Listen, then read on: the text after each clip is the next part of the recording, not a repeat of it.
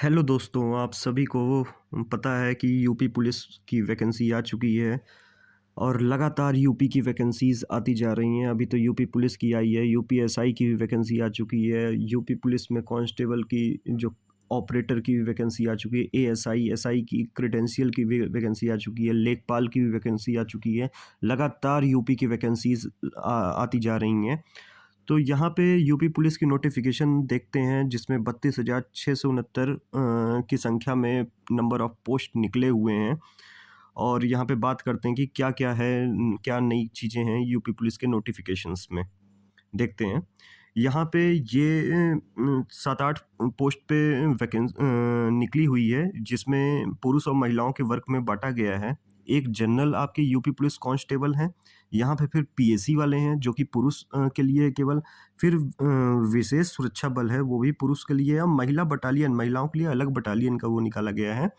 फिर घुड़सवार हैं जो कि पुरुष के लिए है केवल, जेल वार्डन पुरुष के लिए और जेल वार्डन महिलाओं के लिए भी है।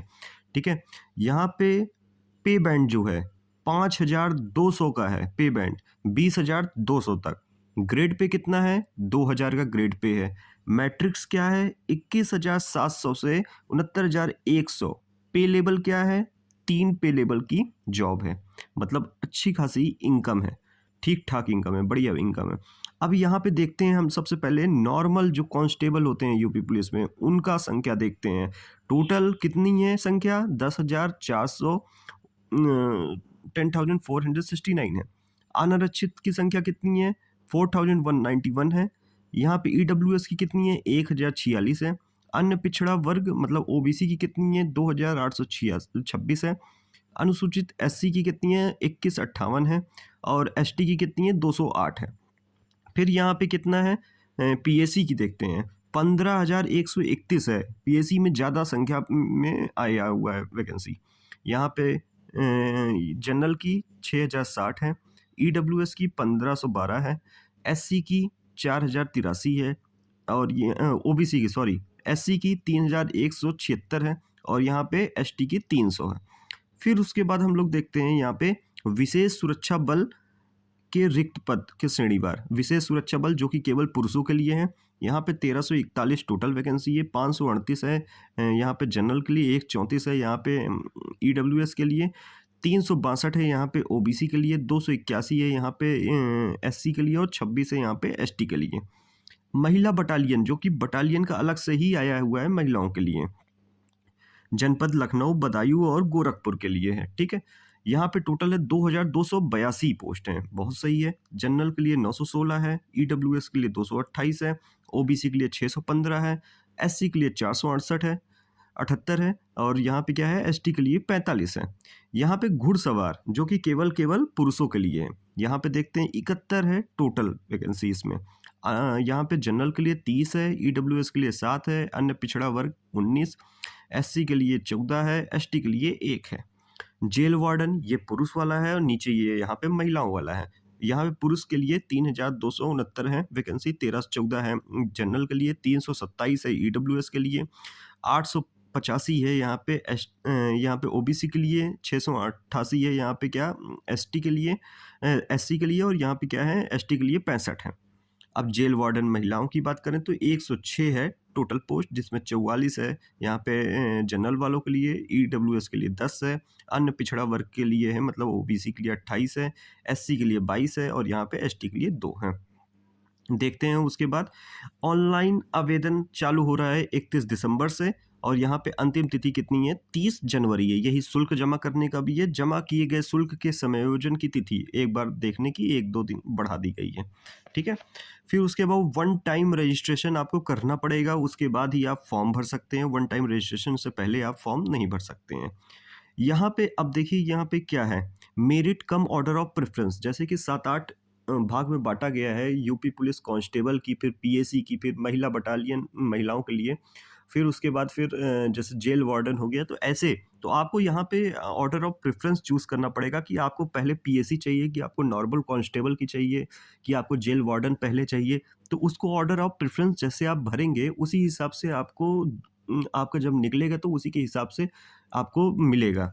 तो आपको वो ज़रूर से ज़रूर भरना है, उसके बिना भरे नहीं हो सकता, आगे नहीं बढ़ सकता। तो ध्यान रखिएगा, उसको ज़रूर भरिएगा, ठीक है? एक बार आवेदन पत्र में वरीयता देने के बाद उसमें किसी प्रकार का परिवर्तन मूल्य नहीं होगा। जो करें सोच समझ कर करें, उसके बाद कोई भी चेंजेस नहीं होंगे उसमें। आवेदन शुल्क कितना है? ₹500 है जनरल का, ईडब्ल्यूएस का, ओबीसी का, ₹400 है एससी एसटी का। ठीक है? नेक्स्ट देखते हैं हम लोग शैक्षिक अर्हता। कक्षा 12 12वीं किए रहें आप, फॉर्म भर सकते हैं, लेकिन अपीयरिंग या अपीयर्ड नहीं रहें। मतलब आपका पेपर हो गया हो, नंबर आ गए हों, ये सब हो जाना चाहिए। नहीं तो पेपर या अपीयरिंग है, आप कक्षा 12वीं का भी पेपर दे रहे हैं और फॉर्म भर रहे हैं, तो फिर कोई मतलब नहीं है, आपका मान्य नहीं होगा। अधिमानी अर्हताएँ मतलब क्या है कि अदर प्रेफ़रेंशियल क्वालिफ़िकेशन मतलब कि अलग से आप कोई अगर क्वालिफ़िकेशन किए हैं, कोई मतलब ओ लेवल किए हों आप, अगर सेना में न्यूनतम 2 वर्ष की सेवा दिए हों या फिर राष्ट्रीय कैडेट की में बी मतलब एनसीसी में बी सर्टिफ़िकेट हो। इसका फ़ायदा ये होता है कि जब आपके बराबर ही सेम नंबर कोई और पाया रहेगा तो आपको ज़्यादा वरीयता दी जाएगी। आपको पहले निकाला जाएगा, फिर मतलब आपको पहले सिलेक्शन मिलेगा, उसका फिर देखा जाएगा उसका। तो यहाँ पे अगर किसी के पास 1 या यहाँ पे 1 से ज़्यादा है, 2 है या फिर 3 है, मतलब मान लीजिए सेना में भी 2 साल किया है और राष्ट्रीय कैडेट में भी बी प्रमाण पत्र है और या फिर ओ लेवल भी है, तो केवल 1 ही देखा जाएगा। ठीक है? आयु देखते हैं, आयु में कितनी छूट है, इस नीचे दिया गया है एकदम सही से। यहाँ पे सामान्य वर्ग का 2/7/2003 से होना चाहिए 7 तक, 1/7/2007 तक, ठीक है? महिला की आयु भी लिखी हुई है, 2000 से 2007 के बीच में पैदा होनी चाहिए। फिर यहाँ पे अनुसूचित जाति की श्रेणी जाति की श्रेणी की अभ्यर्थी को अधिकतम आयु हेतु 5 वर्ष की छूट दी गई है। एससी के लिए छूट है 5 साल की। और यहाँ पे फिर क्या है अनुसूचित जनजाति की श्रेणी के अभ्यर्थियों को भी 5 साल छूट मिली है। यहाँ पे इन दोनों को 5 साल की छूट मिली है। यहाँ पे ओबीसी को भी 5 साल की छूट मिली है। उत्तर प्रदेश राज्य कर्मचारी के भी लोगों को 5 साल की छूट दी गई है। ठीक है? यहाँ पे देखते हैं बस जनरल और ईडब्ल्यूएस वालों को 5 साल की छूट नहीं दी गई है और सभी को 5 साल की छूट दी गई है। ठीक है, नेक्स्ट देखते हैं। आगे लिखित परीक्षा कितना है? 150 क्वेश्चन रहेंगे, 300 अंकों का होगा और 2 घंटे का पेपर होगा। 4 विषय होंगे इसमें, पहला है सामान्य ज्ञान, दूसरा है सामान्य हिंदी है, फिर संख्यात्मक एवं मानसिक योग्यता है, फिर मानसिक अभिरुचि, बुद्धि एवं तार्किक क्षमता का पेपर होगा। मतलब एक तरह से पहला है सामान्य ज्ञान, जीए का होगा, जिसमें जीएस का होगा, जिसमें आपके जनरल साइंस भी होंगे, आपके ये क्या कहते हैं इकोनॉमिक्स, पॉलिटिक्स, ये ज्योग्राफी, ये भी सब होंगे। फिर सामान्य हिंदी है, हिंदी का पेपर है। फिर उसके बाद क्वांट होंगे, मतलब मैथ वगैरह से रिलेटेड होंगे। तीसरा और चौथा है क्या? रीजनिंग से रिलेटेड है। ठीक है, अगला देखते हैं। यहाँ पे बोला गया है न्यूनतम आपको ये क्या कहते हैं जनरल वालों को 30% लाना है और ईडब्ल्यूएस वालों को 25, और यहाँ पे अगर ओबीसी वाले हैं तो उनको भी 25, और यहाँ पे क्या है एससी एसटी को 20%। इससे कम अगर लाएंगे तो फिर तो सेलेक्टेड ही नहीं होंगे। तो यहाँ पे इस लिखित परीक्षा में कुल 150 प्रश्न होंगे, वही बताया गया है। यहाँ पे 2 अंक निर्धारित किए गए हैं, एक क्वेश्चन 2 अंक के हैं। नेक्स्ट देखते हैं हम लोग। अगला शारीरिक मानक परीक्षण। शारीरिक मानक मतलब कितने लंबे होने चाहिए, कितना दौड़ क्या है, क्या कैसे होना चाहिए, वो देखते हैं। सबसे पहले लंबाई का देखते हैं, 168 सेंटीमीटर के होने चाहिए। सामान्य मतलब जनरल वाले, ईडब्ल्यूएस वाले और ओबीसी वाले, ये तीनों। अब यहाँ पे अनुसूचित जनजाति, अच्छा यहाँ पे एससी वालों का भी है, ठीक है? और यहाँ पे बस केवल एसटी वालों का है, 160 सेंटीमीटर होने चाहिए। अब यहाँ पे सीने का देखते हैं, यहाँ पे सीने का जनरल, ईडब्ल्यूएस और ओबीसी, एससी सभी का न्यूनतम कितना होना चाहिए? 79 सेंटीमीटर होना चाहिए। कम से कम फुलाने पे 84 सेंटीमीटर होना चाहिए। अब एसटी वालों का कितना है? 77 होना चाहिए, 2 सेंटीमीटर कम है। 77 सेंटीमीटर होना चाहिए बिना फुलाए और 82 होना चाहिए फुलाने के बाद। न्यूनतम 5 सेंटीमीटर सीने का फुलाव अनिवार्य है, चाहे किसी भी वर्ग के हों। आप मतलब एससी हों या एसटी हों, चाहे किसी के भी हों। अब महिलाओं के लिए क्या है? महिलाओं के लिए 152 है सेंटीमीटर होनी चाहिए यहाँ पे हाइट, और यहाँ पे एसटी के लिए 147 सेंटीमीटर होनी चाहिए, और इसमें महिलाओं के लिए वजन है कि वे न्यूनतम 40 किलो की होनी चाहिए महिलाएं। ठीक है। अब शारीरिक दक्षता परीक्षा देखते हैं।